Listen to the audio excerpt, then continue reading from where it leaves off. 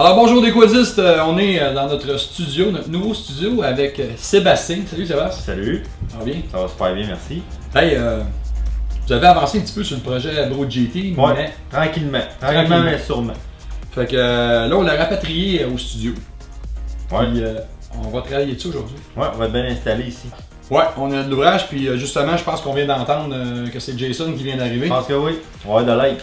Fait que c'est ça. Attends un peu, on va aller voir.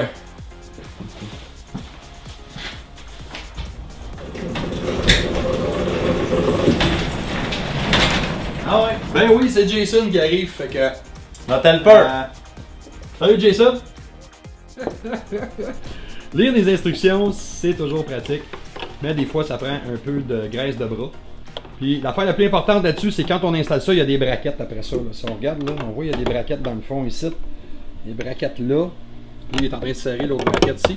L'important, c'est qu'on ne serre jamais rien dans le fond. On ne serre jamais rien dans le fond. Puis une fois que ça c'est fait, qu'on a installé toutes les composantes, là on peut ajuster, déplacer les choses, puis les placer pour que ça soit correct. Parce qu'au début, ça frottait un petit peu en bas, là. Voyez-vous ce qui est mon doigt, là? Ça frottait ici. C'est juste une question d'ajustement, parce que les braquettes primaires avaient été serrées, trop serrées au début. Donc ça n'a pas donné de lousse, donc ça frotte plus. Puis c'est pas mal beau.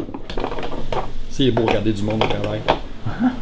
Ouais, regarder du monde travailler, c'est beau. Ouais, toi tu travailles pas fort aujourd'hui, hein? Je travaille autrement. Je peux pas vous dire tous les trucs que je fais, mais pendant que Sébastien est en train de faire de quoi, je travaille sur les réseaux sociaux. Ouais, fait que c'est fini? Yeah, c'est fini. Puis là, c'est le bout le plus le fun qui reste à faire. C'est quoi le bout le plus le fun? C'est plus le fun parce que c'est le plus facile. C'est d'enlever le collant bleu dessus.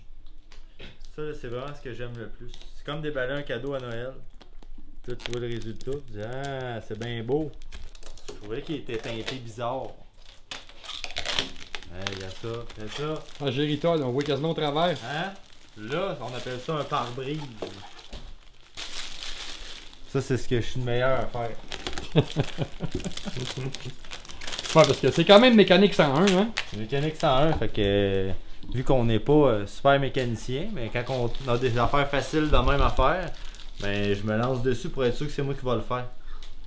Ouais, c'est comme...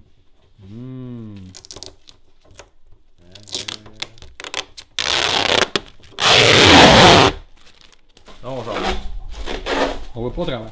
Mais un truc bien important, c'est que dès que tu as enlevé ton plastique la première fois, il faut que tu traites ton windshield.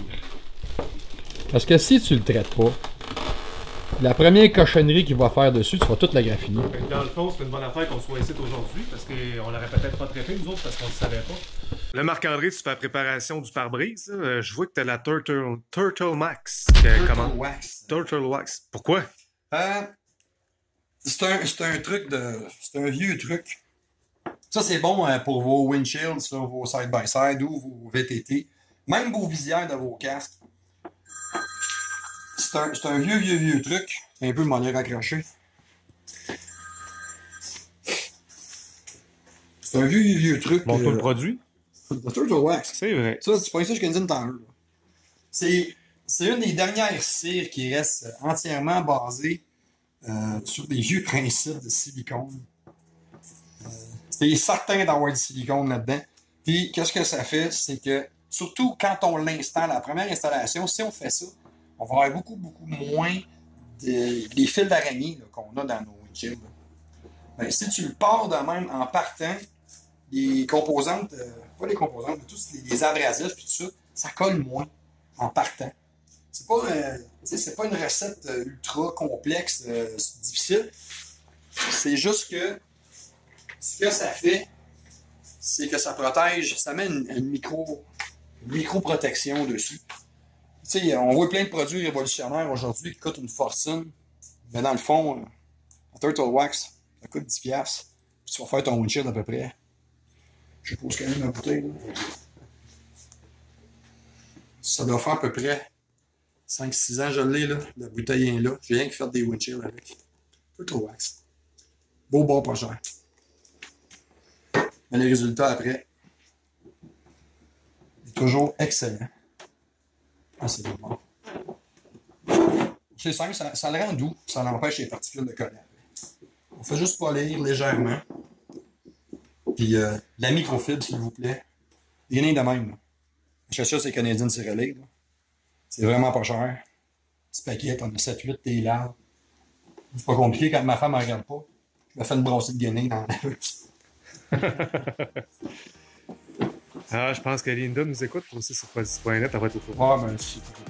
Ah, si, je vais le faire pareil. Voilà. Fait que. L'effet est plus que beau. Là, je vais faire l'autre bord après. Puis, on va le remettre en place. Ça reste beau plus longtemps. Là, tu le fais à toutes les fois que tu laves ton quad. Là, tu passes une petite couche rapide. Puis, ça fait vraiment une différence à la durabilité. Puis, ça reste super beau. C'est une modèle de plastique. Il est 9,99. Fait que, moi, je vais faire l'autre bord, puis on va faire notre kit. Plein de choses à installer. On va faire travailler.